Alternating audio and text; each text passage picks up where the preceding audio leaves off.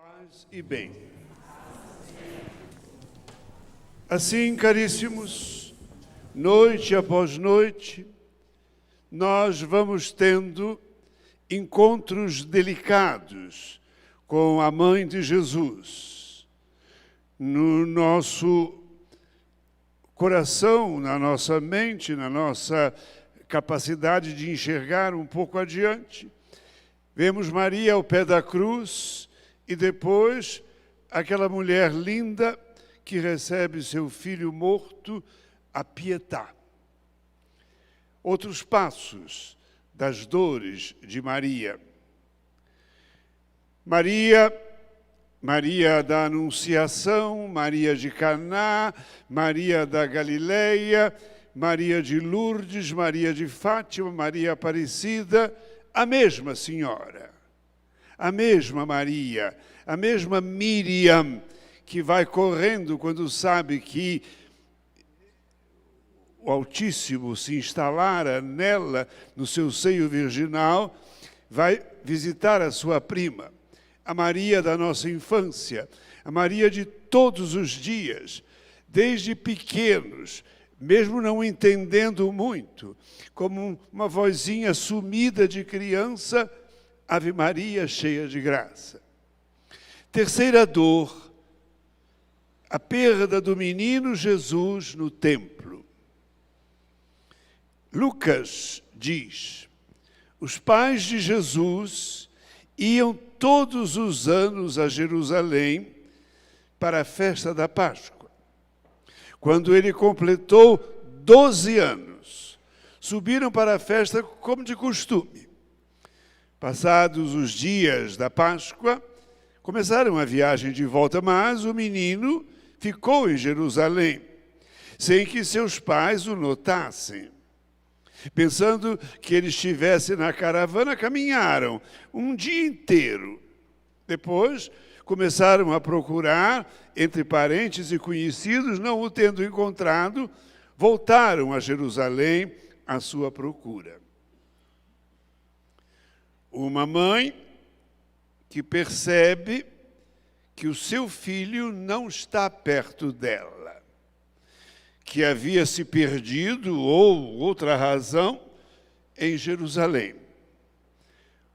Conhecemos bem o episódio da perda do menino e as apreensões experimentadas por Maria e José, os dois. Distraídos com as conversas no caminho, os pais imaginavam que o filho estivesse na caravana, um pouco atrás, conversando com parentes ou primos ou rapazes e meninos. Mas ele não estava na caravana para Nazaré. Conhecemos os fatos, os pais voltam a Jerusalém e reencontram o menino conversando com os doutores. Os pais reencontram e, no instante do reencontro, há uma pequena repreensão que o menino deve ter entendido. Por que não vieste conosco? E ele vai responder: não sabíeis que eu devo me ocupar das coisas do meu pai?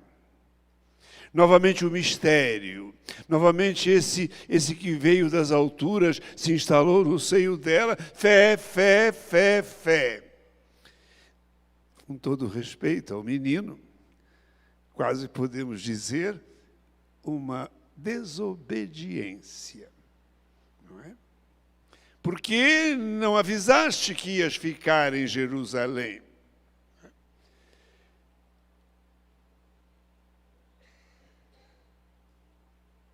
O tema nos leva a refletir sobre o cuidado que as mães, que Maria e José, tinham para com o menino.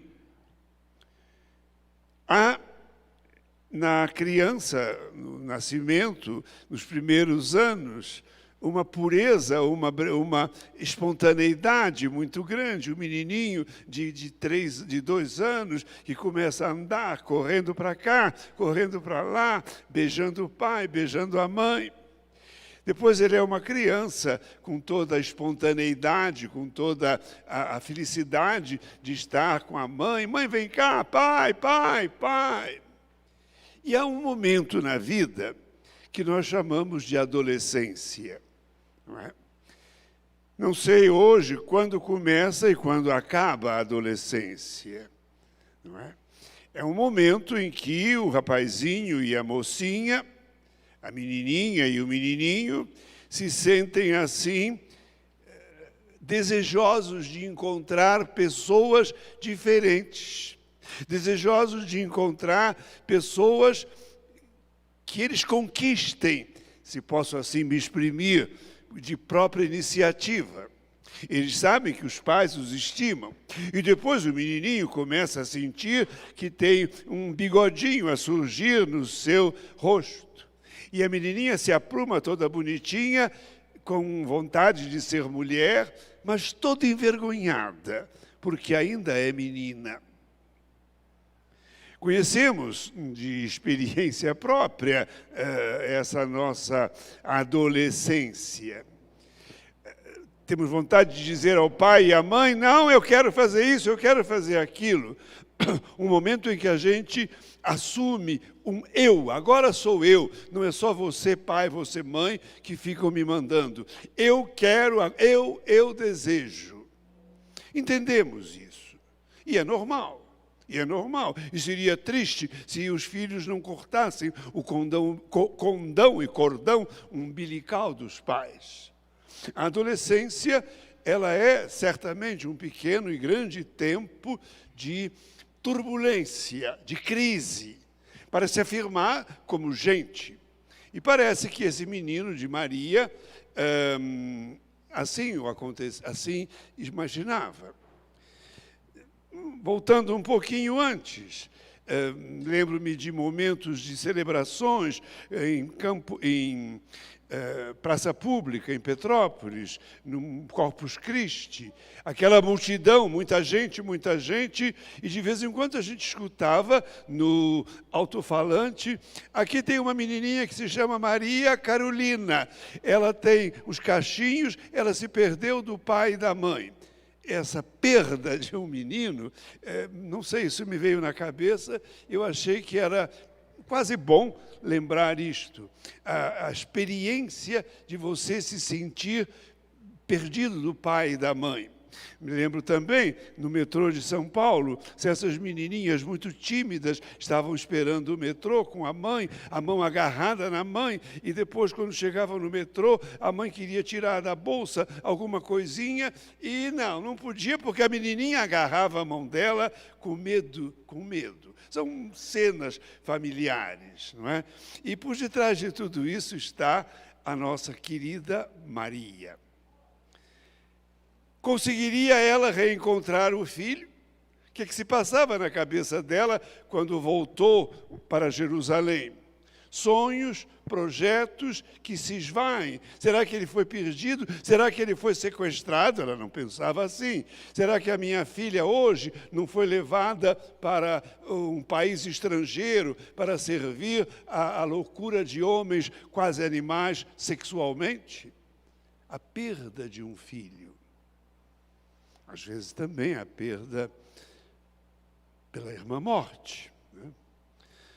Bernard Sesboué, um jesuíta francês, refletindo sobre Maria, escreveu um longo artigo do qual ele intitulou As Incompreensões de Maria.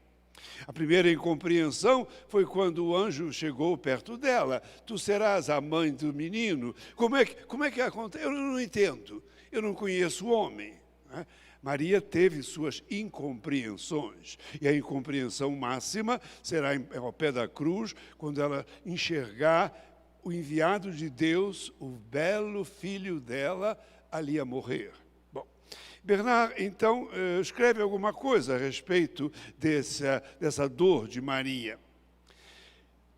Um longo artigo a respeito das incompreensões de Maria, e entre estas, a permanência do filho em Jerusalém e o diálogo estabelecido depois do encontro. Um pai e uma mãe que perderam o filho no quadro de uma peregrinação procuram no espaço de 3 dias, não é? 3 dias, o que é, certamente, diz Bernard, um tempo longo. Maria e José, voltando a Jerusalém, encontram então o filho, dialogando serenamente com os mestres do templo. Ele não se perdera da multidão, mas tudo indica que ele tenha permanecido intencionalmente em Jerusalém. Como quer dizer, olha, a partir de agora eu vou me ocupar de outras coisas, não é? Não sabíeis que eu devo me ocupar das coisas do meu Pai? Ele não se perdeu. A pergunta de Maria é que fazem as mães em idênticas situações. Por que fizeste isto? Por que tu bebeste, menino? Por que tu ficou tão tarde naquela festa e tu chegas agora com essa cara tão cansada? Por que? A pergunta, por que fizeste isto? Eu e teu pai te procurávamos. Eu e teu pai te procurávamos. Uma falta de atenção para com os pais. Jesus, o Filho de Deus, parece ter tido, segundo a descrição de Lucas, não é? Uma falta de atenção para com os pais. Um comportamento aparentemente, mastigo as palavras, incompreensível. É o nosso Bernardo que assim diz. Um pouquinho mais adiante, vamos terminando. Os que caminham na fé somos nós. Não podem, os que não caminham na fé, não podem fazer senão meditar no alcance desse clarão de um dia. Nós obedecem à condição humana do filho e da missão dos pais. A missão dos pais, e Maria está vivendo isto, é proteger, educar o menino, respeitando e fazendo com que ele seja aberto à sua verdade. O trabalho a ser desenvolvido na adolescência é extremamente delicado. Aquele menininho que se tornou agora um rapazinho com uns fiapos de bigode, tem uma vontade doida de ser criança. Tem uma vontade doida de se jogar no braço do pai e da mãe, mas ele já tem um pouco de vergonha e ele quer ser gente. E, às vezes, eles fazem pirraças, às vezes, eles tratam mal os pais, né? Mas o pai e a mãe sabem que eles vão atravessar essa crise, e que atravessando essa crise, e que quando em casa a gente se ama muito, quando a gente tem uma fé que não seja uma fé muito melosa, uma fé com discernimento, uma fé com senso crítico, quando a gente percebe, as crianças percebem que o pai e a mãe se querem bem, que o pai e a mãe não se ofendem, que o pai e a mãe, as crianças encontram muitas vezes sentadinhos no canto da sala, lendo um salmo. Toda a turbulência da adolescência se torna menos violenta, se torna menos indesejável. E essas crianças têm vontade, então, chegando a casa, de ficar perto da mãe e do pai, e quem sabe dizer que encontraram o primeiro namorado, a primeira namorada, e etc, e etc. Né? O texto ainda não está fechado, porque um pouquinho mais adiante, o evangelista vai dizer uma frase muito bonita de Nossa Senhora.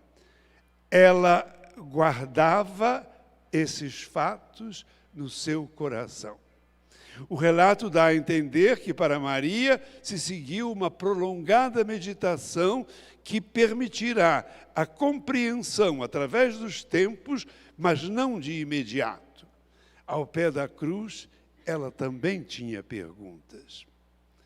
Desceu com eles para Nazaré e era-lhes submisso.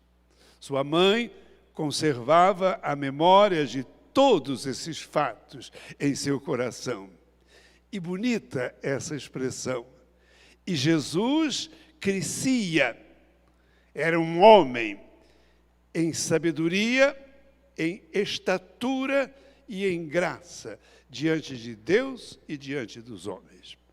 Que a Mãe Maria ajude a todas as mães a ajudarem os seus filhos a saírem ilesos da turbulência da adolescência. Em nome do Pai, do Filho, do Espírito Santo. Amém.